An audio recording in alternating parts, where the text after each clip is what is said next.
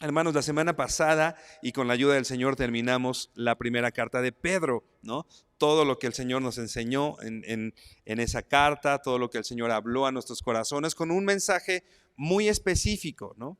Recuerden, primera carta de Pedro, escrito para aquellos hermanos que estaban en la dispersión, que estaban dispersos, que estaban expatriados por muchos lados.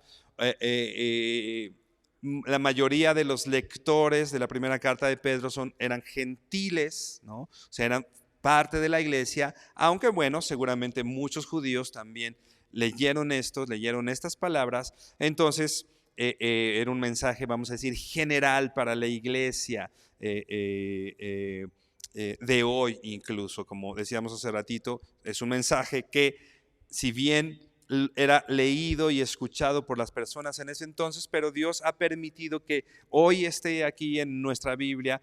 Toda la palabra de Dios es útil para que nosotros seamos enseñados, redarguidos, para que crezcamos en el conocimiento del Señor. Y bueno, ahora vamos a empezar la segunda carta de Pedro. La segunda carta de Pedro. Pedro escribió dos cartas, al menos dos, que están en la Biblia, ¿no? Dos cartas vamos a estar viendo en el transcurso de este estudio y los que vengan adelante, escritos más o menos para la misma audiencia, pero con un mensaje diferente.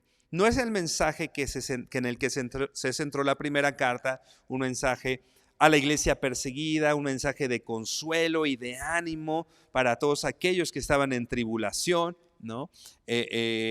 Termina la carta diciendo: mas el Dios de toda gracia, que nos llamó a su gloria eterna, el mismo Jesucristo nos va a perfeccionar, el mismo Jesucristo nos va a establecer. Y bueno, es ese mensaje de consuelo. El mensaje ahora de la segunda carta de Pedro es diferente, no es el mismo. De ahí que, como vamos a ver hoy, algunas personas incluso dicen que Pedro no escribió la segunda carta de Pedro, ¿no?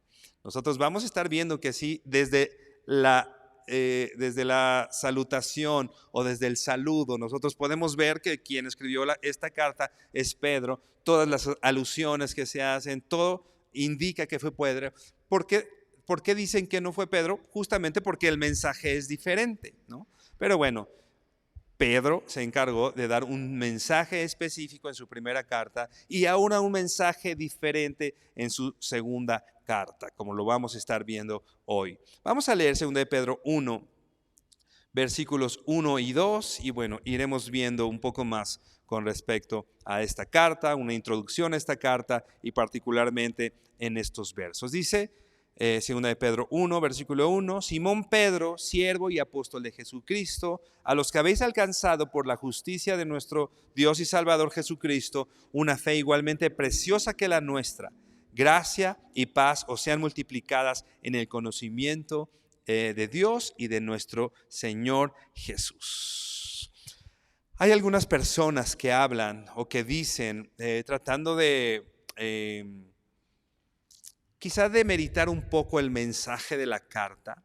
Vamos a ver las razones por las cuales a algunas personas no les gusta esta carta, lo vamos a ver más adelante, pero dicen o muestran a esta carta junto con Judas, ¿no? Que ya hacíamos alusión, y Judas y segunda carta de Pedro tienen un mensaje más o menos parecido. Por eso es que lo llaman como un rincón sombrío del Nuevo Testamento. Así lo llaman algunas personas. Por eso es que en muchos lugares no se predica la segunda carta de Pedro, no se habla, no se estudia, no se analiza. Hay poca información o pocos estudios, vamos a decir, particularmente de esta carta. Muchas personas, repito, la rechazan, pero especialmente por el mensaje que Pedro da en esta carta. Repito, lo vamos a ver más adelante, ¿no? Pedro en esta carta está escribiendo, decíamos, a una audiencia más o menos parecida a la de la primera carta, pero está para ayudar a los creyentes específicamente en un mundo repleto de engaño espiritual. Momentos como el que estamos viviendo actualmente, ¿no? Y que Pedro no ignoraba. Y que desde ese entonces, como decíamos, desde esos tiempos, Pedro se da cuenta de un riesgo que corre la iglesia de ese entonces y un riesgo que corre la iglesia en este entonces, el engaño espiritual. Pedro sabía que su muerte estaba cercana. En el capítulo 1, en versos más adelante, vamos a estudiar que él dice: estoy próximo a abandonar el cuerpo. El Señor ya me ha revelado que me voy a morir. Por eso algunas personas llaman la segunda carta de Pedro, ¿no?, un poco como la segunda carta que escribió Pablo a Timoteo, ¿no?, como el testamento de Pedro, porque era una carta próxima a su muerte. De hecho, poco después de Pedro haber escrito esta carta, es que él muere, que es martirizado y es muerto históricamente por el imperio romano, ¿no? Pero Pedro, entonces, él sabiendo, porque Dios mismo le había revelado que ya pronto iba a ser muerto, ¿no? Entonces, ¿qué mensaje esperamos que dé alguien, ¿no? ¿Qué haríamos nosotros? ¿Qué harías tú, ¿no? Si ya sabes que pronto vas a morir, si ya sabes que próximamente, que no está lejos tu partida, ¿qué mensaje dejarías, por ejemplo, a tu familia, a tus hijos, a la gente que amas, ¿no? ¿Dejarías un mensaje urgente? ¿Dejarías algo importante? ¿Estarías dando, no le estarías dando a las personas, si está próxima tu partida, a lo mejor le estarías diciendo, oye, trata de llenar tu tanque de gasolina, ¿no? O no sé, de esas cosas terrenales, ¿no? Estaríamos enfocados en cosas importantes, lo más importante, nuestras últimas palabras. Y es lo que está haciendo Pedro, dando un mensaje importante, urgente, relevante, como ya decíamos, como si fuera un testamento, ¿no? En esta carta el apóstol Pedro enseña un poco o repite un poco algunas verdades que ya había dicho desde la primera carta, ¿no?, que él mismo dice: es bueno que se las repita, es bueno que ustedes vuelvan a escucharlas, ¿no? De modo que ellos siguieran siendo animados y más que animados, instruidos, porque Pedro sabía que ya no iba a estar, ¿no?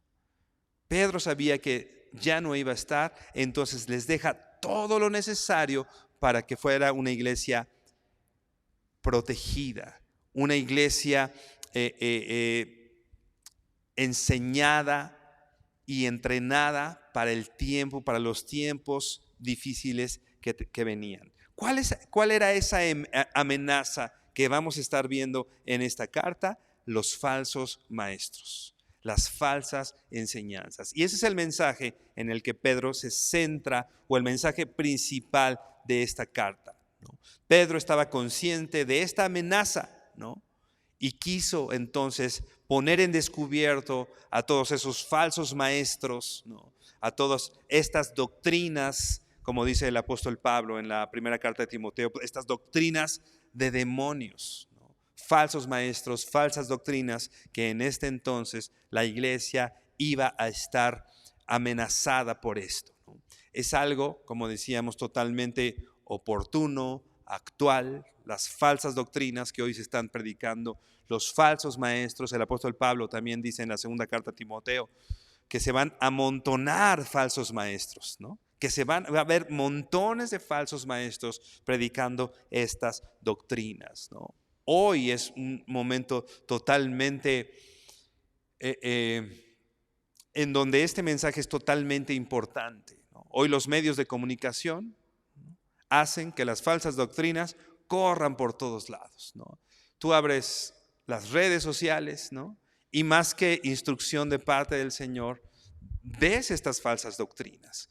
Estamos en un momento, hermano, en donde la iglesia es amenazada por estas falsas enseñanzas. Entonces es importante que nosotros sepamos, ¿no?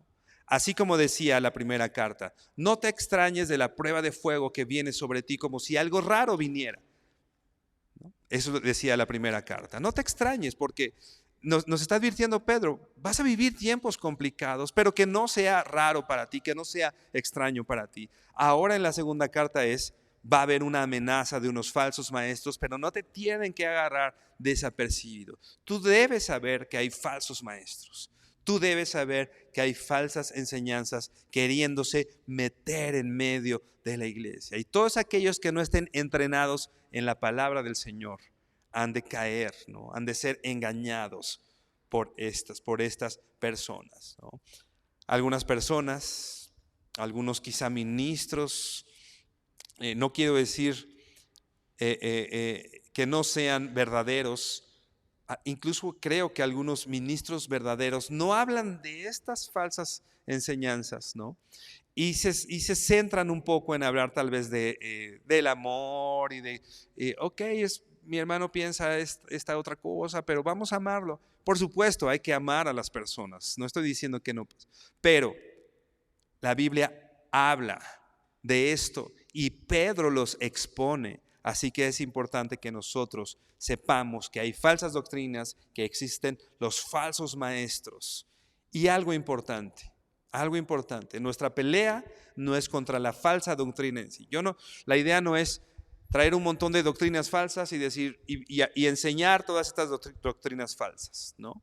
La única defensa ante estas mentiras es la palabra del Señor. Conocer la palabra del Señor.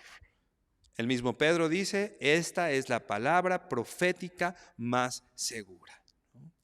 Dice, se me olvidó exactamente quién dice esta cita, voy a tratar de recordarlo, pero dice esta persona, ¿no?, que es una labor interminable luchar contra todas las mentiras, ¿no? Si yo trato de desmentir todas las mentiras que hay, no voy a terminar nunca, ¿no? Esta persona dice, predica la verdad y el error se marchitará. ¿Qué es lo que hace el apóstol Pedro? ¿Qué es lo que haremos nosotros? Predicar lo que dice la palabra del Señor, y eso es el principal remedio, o como decíamos, es nuestra principal defensa ante estas falsas doctrinas, ¿no? Mis ovejas oyen mi voz y me conocen, ¿no? Y me conocen. Hoy los cajeros en los bancos, tienen una maquinita y lo meten ahí y la maquinita determina si el billete es falso o verdadero. Pero hasta hace relativamente pocos años eso lo hacían de manera manual, ¿no? Ellos de estar contando y solamente con el tacto ellos podían decir este billete es falso, ¿no? Y lo sacaban y lo veían. ¿Cuál era la enseñanza o cómo entrenaban a ellos? Pues exponiéndolos a billetes verdaderos. Para que si tú estás mucho tiempo expuesto a billetes verdaderos, cuando tocas uno falso, este es diferente, ¿no? Es lo que hacía el apóstol Pedro. Enseña la verdad, enseña la palabra del Señor. Mis ovejas oyen mi voz y me conocen, ¿no? Si ahorita me marca mi esposa, y aunque no vea el identificador de llamadas, con el simple hecho de escucharla y con que ella me diga una palabra, con que me diga hola, yo sé que es mi esposa. ¿Por qué? Porque conozco su voz, porque la escucho todos los días, ¿no? Cuando tú conoces la voz de tu Señor, cuando tú conoces la voz de tu Maestro y de repente te habla alguien con otra voz y te dice, soy Jesús, vas a poder decir, no, ese no es el carácter de Jesús. No es. Si ahorita me habla cualquier persona y me dice, soy tu esposa, no, tú no eres mi esposa. Yo conozco la voz de mi esposa. Así que lo importante que debemos hacer nosotros mínimamente es conocer la voz de nuestro maestro para evitar el engaño, ¿no? Es la única defensa que tenemos en contra de estas mentiras. Como decíamos, quien escribió esta carta fue el apóstol Pedro. Lo podemos ver y lo vamos a estar viendo desde la salutación que ya leíamos. Dice Simón Pedro. Simón Pedro. Y ahí, ¿quién escribió? Pues ahí dice Simón Pedro. Lo vamos a ver un poquito más adelante, pero él ocupa, acuérdense, él antes se llamaba Simón y Jesús después le puso Pedro, ¿no? Entonces, digamos que de un tiempo para acá todos lo conocían como Pedro, ¿no? Digamos las últimas personas, porque el nombre que ella usaba después era Pedro. Pero, de hecho, los comentaristas dicen varias razones por las cuales se presenta como Simón Pedro, y una es que lo reconozcan como el autor de la carta, ¿no? Soy Simón el que conociste y soy Pedro, ¿no? No hay como que lugar a dudas, ¿no? Desde el saludo entonces podemos darnos cuenta. Y repito, vamos a estar viendo alusiones o cosas que solo sabía Pedro, ¿no? Que solo podía haber dicho Pedro, etcétera, ¿no? ¿Dónde escribe esta carta? Bueno, Pedro, lo más probable es que la haya escrito estando preso en Roma. Seguramente lo que vamos a estar leyendo fue escrito desde una cárcel tortuosa, una cárcel difícil. El apóstol Pablo sus últimos días los pasó en una cárcel no tan mala, ¿no? Era un tipo de arraigo domiciliario, dado que él era ciudadano romano, ¿no? Digamos que en ese tiempo, o bueno, varios de sus encarcelamientos no fueron tan crueles. Él tenía cierto apoyo, digamos, dada su ciudadanía, ¿no? Incluso cuando escribe la segunda carta a Timoteo, ¿no? Dado a que él era ciudadano romano, pues bueno, le permiten que Lucas esté con él, ¿no? Tiene ciertas prerrogativas el apóstol Pablo, dada su ciudadanía, pero Pedro no. Pedro estaba en una cárcel muy fuerte, se estaba dando, dicen los historiadores, esta persecución de Nerón. Si tú recuerdas, Nerón fue aquel que incendió Roma y le echó la culpa a los cristianos, ¿no? Poco después de eso, hay esta persecución, ¿no?, sobre los cristianos, y se dice que Pedro entonces es encarcelado, ¿no? Poco después muere Nerón. Entonces, antes de la muerte de Nerón, por supuesto, y antes de la muerte de Pedro, entonces, por ahí del año 68 se dice que fue escrita esta carta, poco antes del año 68, ¿no? Repito, Pablo, desde la cárcel, desde ese momento complicado, él consuela e instruye a la iglesia, ¿no? A la iglesia, ¿no? Y particularmente, como decíamos, de estos falsos maestros. Y bueno, abre tu Biblia, Mateo 7, vamos a leer desde el 16 al 20. Escuchando estas palabras de Jesús, en lo cual el apóstol Pedro, a través de su carta, hace énfasis. Dice: por sus frutos los conoceréis. ¿Acaso se recogen uvas de los espinos o higos de los abrojos? Así todo buen árbol da buenos frutos, pero el árbol malo da frutos malos. No puede un buen árbol dar malos frutos, ni el árbol malo dar buenos frutos. Todo árbol que no da buen fruto es cortado y echado al fuego, así que por sus frutos los conoceréis. Algo importante por lo cual nosotros podemos reconocer un falso predicador, un falso maestro, una falsa enseñanza, es por el fruto. Hay predicadores que a lo mejor muy elocuentes, pero el fruto no es el que da el Espíritu Santo, ¿no? Así que por sus frutos lo conoceréis. Y bueno, ya tenemos un poco el contexto, a quién le escribe el apóstol Pedro, en qué condiciones estaba Pedro cuando él está escribiendo. Regresamos, segunda de Pedro 1, vamos a leer el versículo 1, segunda de Pedro 1:1, que ya leíamos, pero vamos a recordarlo. Dice: Simón Pedro, siervo y apóstol de Jesucristo, a los que habéis alcanzado por la justicia de nuestro Dios y Salvador Jesucristo una fe igualmente preciosa que la nuestra. ¿Cómo se presenta? Ya decíamos, como Simón Pedro. Decíamos, quizá algo por lo cual Dios permitió que Pedro se presentara de esa forma es para que lo conocieran bien o reconocieran bien el remitente de esta carta, ¿no? Los que tal vez no lo conocían muy bien como Simón, pero algunos lo conocían muy bien como Simón, que en hebreo era Simeón, ¿no? Entonces él se encarga de hacerlo. Pero hay lo que dice un comentarista, un estudioso de esta carta, que me parece muy importante. Él dice: tal vez desde que escribió esta carta, no quería olvidar de dónde venía y que a veces todavía se parecía más al viejo Simón que al nuevo Pedro, ¿no? O sea, Pedro todavía seguía cargando quizá algunas cosas que le recordaban quién era él antes, ¿no? ¿Te acuerdas? Pedro finalmente fue el que cuando esta cuestión de Jesús en el patio, ¿no? Y que Pedro lo niega a Jesús, ¿no? Pedro lo niega. Quizá Pedro todavía traía un poco de esas cosas que venían de su pasado y no se olvidaba un poco de eso, ¿no? Podría haber sido junto con esta razón de que él se aseguró que los destinatarios supieran claramente quién era el que estaba escribiendo. Simón Pedro dice: siervo y apóstol de Jesucristo. Siervo y apóstol de Jesucristo. El orden de las palabras es importante. No dice primero apóstol y siervo. Primero dice siervo y apóstol. En este contexto, en este entonces, era totalmente importante y relevante el orden de cómo estaba escribiendo.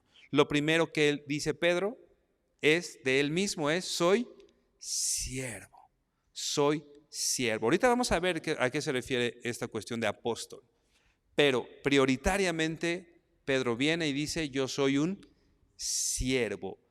Siervo, literalmente la palabra es, si estás anotando, si te interesan los términos griegos, es la palabra griega doulos. Doulos. Literalmente quiere decir esclavo. Esclavo. O sea, si hiciéramos una traducción un poco más específica, Pedro está diciendo esclavo de Jesucristo. Esclavo de Jesucristo. ¿Qué quiere decir esclavo? Bueno, vamos a ver algunas definiciones. Un esclavo es un hombre que se dedica a la servidumbre, un hombre en condición servil. Algo específicamente que Pedro está diciendo aquí, dice: uno que se entrega a la voluntad de otro. Uno que se entrega a la voluntad de otro.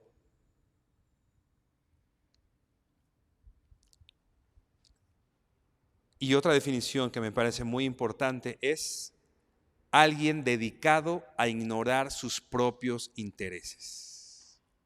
Un siervo, un esclavo, es alguien dedicado a ignorar sus propios intereses. Nos queda claro que Pedro no estaba siguiendo sus intereses, ¿no? Finalmente Pedro estaba encarcelado por la predicación del Evangelio y estaba tal vez a unos días, tal vez a unos meses de morir. Dice la historia que él murió, ¿te acuerdas? Crucificado, ¿no? Y dicen que él pidió ser crucificado de cabeza porque él decía: no soy digno de morir como mi maestro. No. Definitivamente Pedro es alguien que no estaba predicando el Evangelio y no estaba sirviendo a Dios por sus intereses. Él dejó a un lado, él estaba ignorando sus propios intereses. Un esclavo es el que sabe y reconoce que tiene el deber de obedecer a su amo, sin importar el costo.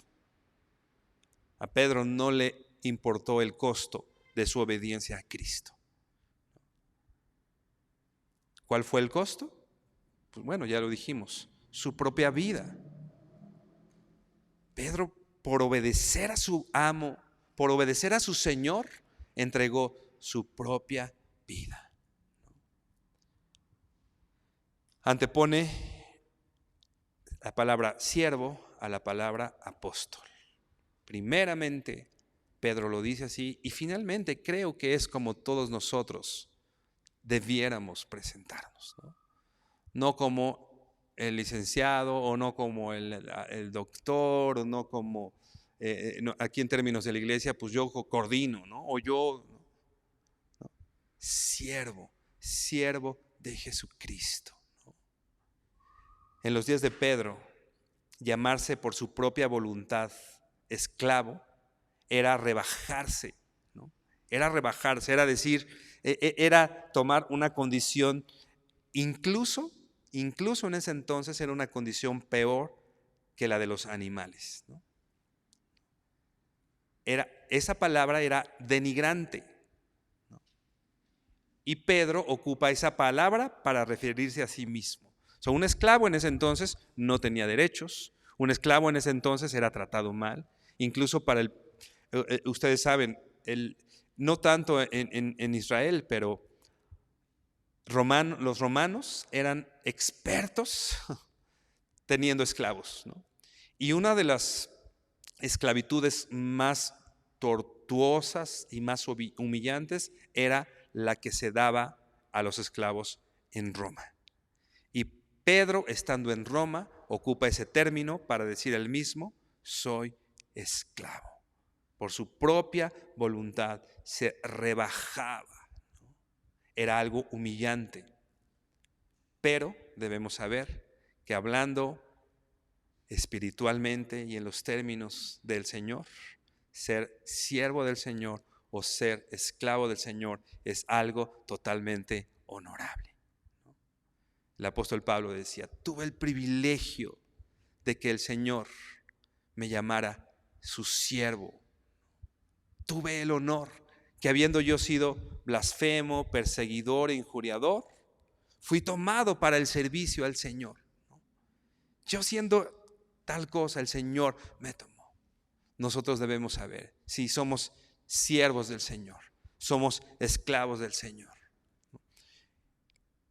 Creo que es importante hacer la anotación que es de la palabra esclavo, ¿no? Porque a veces en el contexto cristiano, cuando nos llamamos siervos del Señor, pensamos que como que es una posición como un rango, ¿no? Soy el siervo del Señor, así que soy siervo, así como si fuera, ¿no?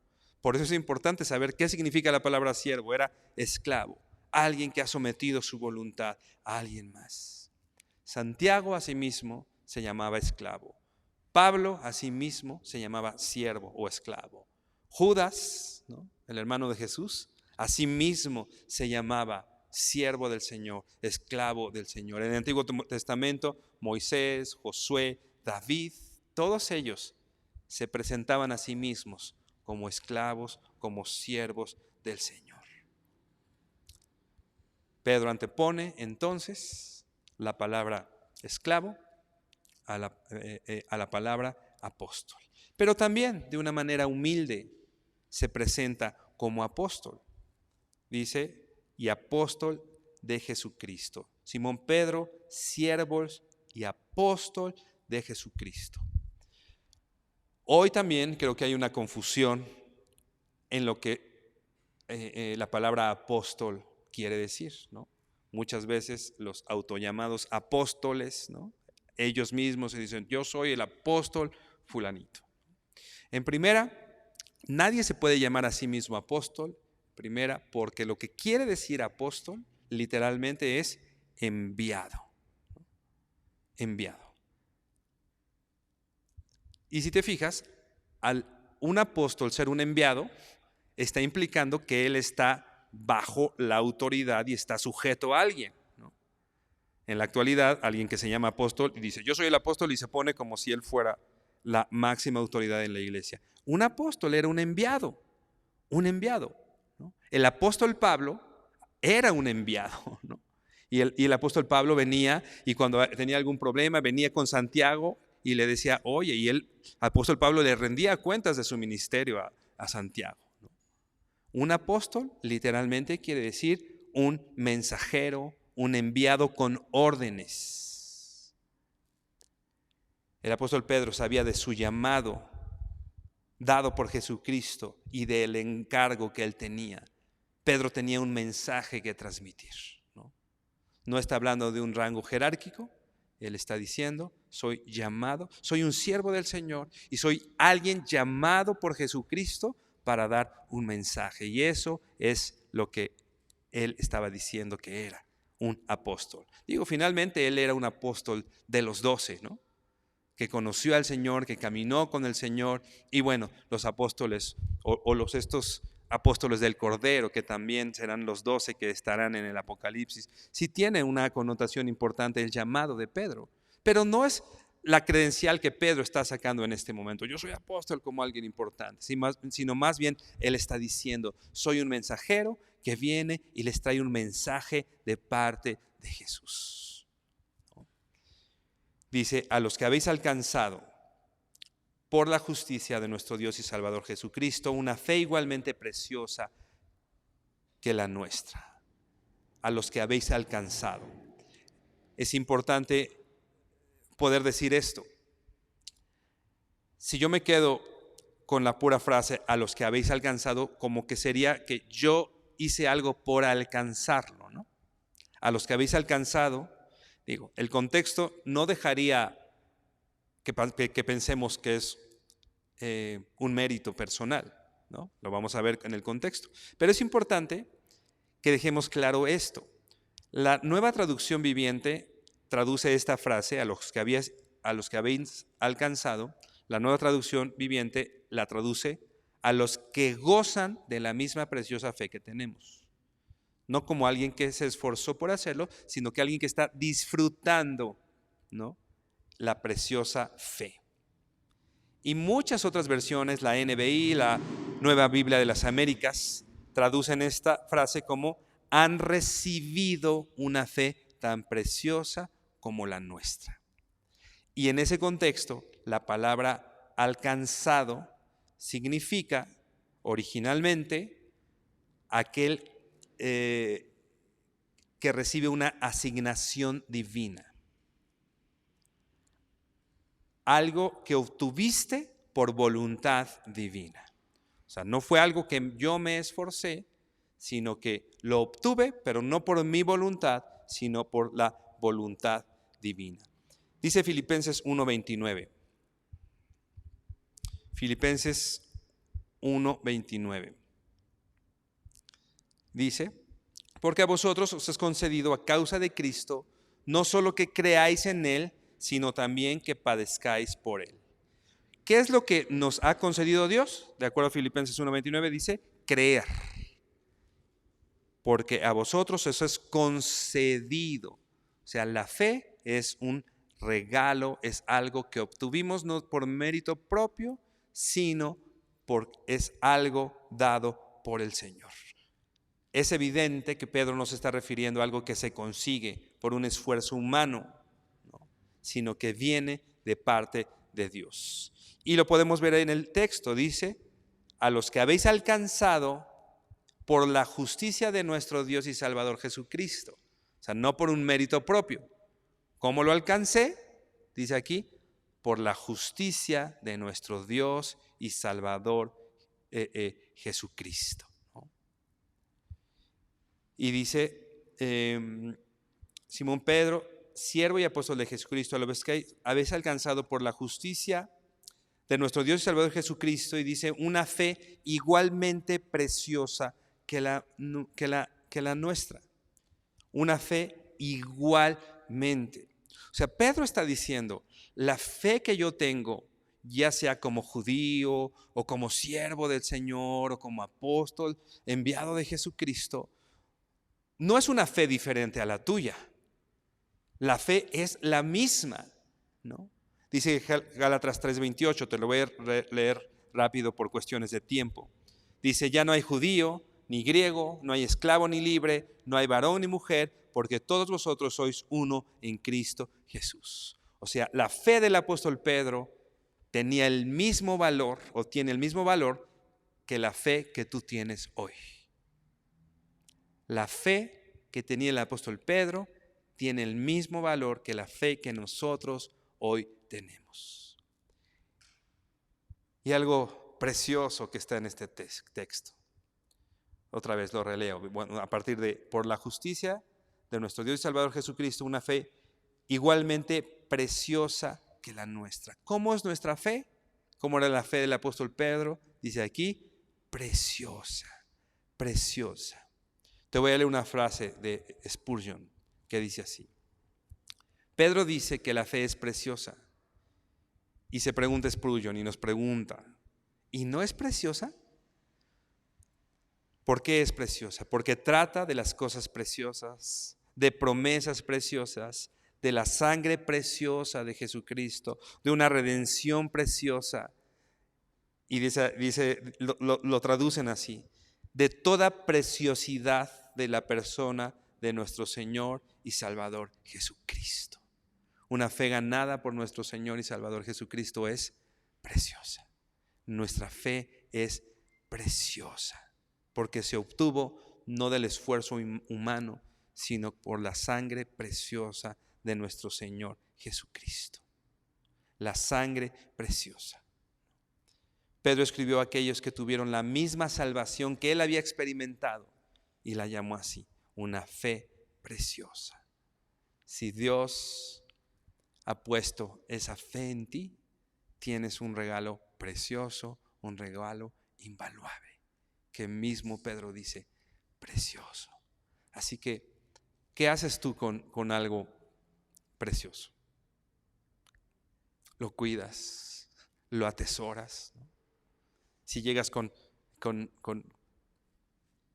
no sé, yo nunca he tenido una joya muy valiosa, solo me lo imagino, pero si un día llegara a mi casa con una joya muy valiosa, me imagino que la pondré en algún lugar especial, resguardada, cuidada, dándole el valor que tiene, ¿no? Las cosas que quizá no nos da tanto valor, pues ya llegamos y bueno, te quitas las chanclas y pues las avientas por ahí, ¿no? No tienen tanto valor, no son tan preciosas. Debemos saber que la fe que Dios ha depositado en nosotros es preciosa, es un regalo precioso porque implica la sangre de nuestro Señor Jesucristo, porque implica la redención preciosa, el mensaje mismo del Evangelio, que yo estaba muerto en mis delitos y pecados, y así muerto como yo estaba, el Señor me tomó, me dio vida, me perdonó mis pecados, no porque yo fuera la gran cosa, perdonó mis pecados porque envió a su Hijo Jesucristo a morir por ellos y derramó en Jesucristo toda su justicia. No dejó de aplicar justicia. Toda la justicia y la ira de Dios que yo merecía cayó en Jesucristo. Y gracias a esa obra, hoy tengo una fe sobrenatural en mí. ¿Y por qué digo sobrenatural? Porque es una fe que no tienen todas las personas. Por eso te digo, hermano, tienes un tesoro invaluable en tus manos y en tu corazón. El poder creer en Jesucristo es algo precioso. No todos tienen ese regalo. Hay gente que por más que se esfuerce, no puede creer en Jesucristo. Hay gente que tiene argumentos y dice, pues sí, todo lo que dices es verdad, pero pues nomás no creo, ¿no? Y el Señor, de una manera preciosa, nos dio ese regalo de la fe. No por obras, no por lo que yo hice, es un regalo. Por eso Spurgeon dice, implica las promesas, implica la sangre preciosa de Jesucristo, la redención a nuestro mismo Señor Jesucristo, dice el apóstol Pablo, esta piedra que desecharon todos los edificadores, que para muchos les es piedra de tropiezo, pero para nosotros, para los que creemos en Él, es precioso, es de mucho valor. ¿Qué más necesitamos, hermano? ¿Qué más necesitamos? Si tenemos a Jesucristo, lo tenemos todo. Simón Pedro, siervo y apóstol de Jesucristo, a los que habéis alcanzado por la justicia de nuestro Dios y Salvador Jesucristo una fe genuina y preciosa, una fe igualmente preciosa que la nuestra. Por último, dice Pedro, nuestro Dios y Salvador Jesucristo. Pedro está diciendo que Jesucristo es Dios. Que para muchos esto les es totalmente locura. Que para los judíos de la época, decirles Jesucristo es Dios era algo que les volaba la cabeza. Que a muchas personas actualmente decir que Jesucristo es Dios les vuela la cabeza. Y Pedro está diciendo, desde la cárcel en Roma, está diciendo, Jesucristo es nuestro Dios y nuestro Salvador. Dice un comentarista, la gramática deja pocas dudas de que en estas palabras Pedro está llamando a Jesucristo tanto Dios como Salvador. Dios y Salvador. Vamos por favor a Romanos, por último, Romanos 9, del 1 al 5.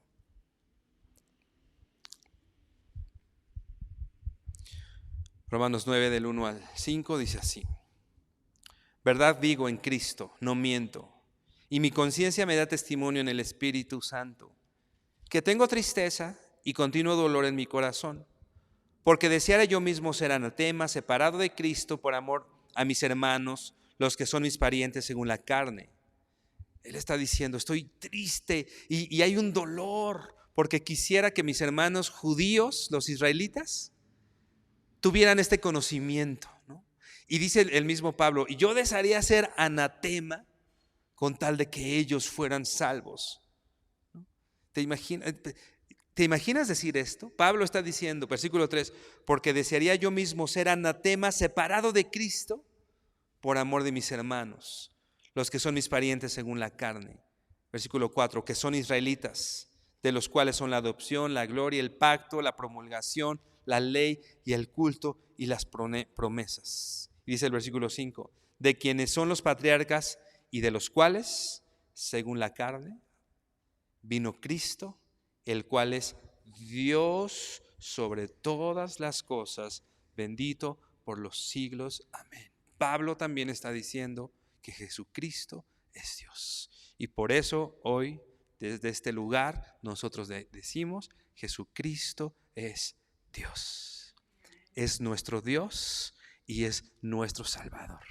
O sea, Dios mismo fue el autor de la salvación, y no solo el autor de la salvación, sino el instrumento de la salvación. Jesucristo es nuestro Dios, nuestro Señor. Y es el instrumento que Él mismo usó y puso para que fuera otorgada nuestra salvación. Su sangre preciosa. Por eso Él fue quien llevó el vituperio. Por eso fue el que llevó la vergüenza, la humillación, siendo Dios, dice Filipenses, el cual, no estimando el ser igual a Dios, literalmente dice, en forma de Dios, literalmente es que siendo Dios, no estimó esa posición como cosa que aferrarse, sino que se humilló a lo sumo, tomando forma de hombre, forma de siervo, y no solamente eso, sino yendo a una cruz. Por eso, dice, Dios le concedió un nombre que es sobre todo nombre, para que delante de Él se doble toda rodilla y toda lengua confiese que Jesucristo es el Señor. Por eso hoy confesamos, con esa fe preciosa que el Señor nos ha concedido, hoy confesamos que Jesucristo es el Señor, que Jesucristo es Dios. Inclina por favor tu rostro y vamos a orar. Bendito Padre Celestial, gracias porque eres bueno, porque tú nos amas, Señor, y nos has dejado tu palabra preciosa, Señor, para que esta fe preciosa que has puesto en nosotros pueda crecer, Señor, y podamos hoy enterarnos de quién eres tú, Señor. Que nosotros solamente somos tus siervos, Señor. Y así venimos delante de ti como esclavos, porque tú nos diste una salvación preciosa y porque tú eres Dios y Señor sobre todas las cosas. Y nosotros hoy, Señor, decimos que gracias al amor que tú nos has tenido, Señor, somos ahora tus hijos y somos también tus siervos, Señor, tus esclavos. Para que vivamos, para que nuestra vida le pertenezca a aquel que vivió y resucitó por nosotros, Señor. Señor, tú haz que estas verdades estén anidadas en nuestro corazón y que estas verdades transformen nuestras vidas, Señor. Que estas verdades transformen nuestra manera de vivir, Dios. Que conociéndote a ti, nuestro Señor, y conociendo tu palabra, Señor, estemos apercibidos y entrenados para poder distinguir el engaño, Señor, que se está dando en las calles, que se está dando en internet, que se está dando por todos lados, Señor. Permítenos, Señor, a través de esta carta conocerte y conocerte bien, Señor. Que tu luz brille sobre nuestros ojos, Señor. Que tu luz brille en nuestro corazón, Padre. Y que así como hizo el apóstol Pedro, predicando tu verdad, sabiendo el riesgo que corrían sus hermanos, así nosotros, que nos levantemos hoy predicando tu verdad, sabiendo el riesgo que nuestros hermanos tienen, Señor. Te damos gracias, Señor, y te bendecimos y honramos en el nombre precioso de tu Hijo Jesucristo. Amén y amén. Mi hermanos, ven.